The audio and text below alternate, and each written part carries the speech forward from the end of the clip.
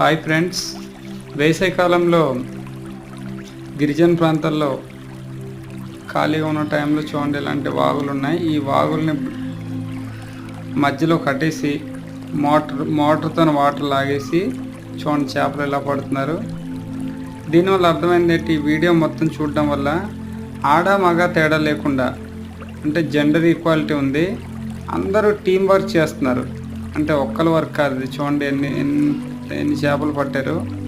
Already 3 బకెట్లు చేపలు పట్టేశారు. చిన్నపిల్లలు పెద్దవాళ్ళు అనే తేడా లేకుండా టీం వర్క్ చేస్తున్నారు. ప్లస్ జెండర్ ఈక్వాలిటీ, అంటే ఆడ మగ తేడా లేకుండా చేస్తున్నారు. దీనివల్ల చూడండి చాలా సింపుల్గా, ఒకప్పుడు గిరిజన ప్రాంతాల్లోని చేపలు పట్టడం అంటే చాలా కష్టంగా ఉండేది. ఇప్పుడు మోటార్ అంటే మిషనరీ ఉపయోగించి చాలా సులభంగా చేపలు పడుతున్నారు.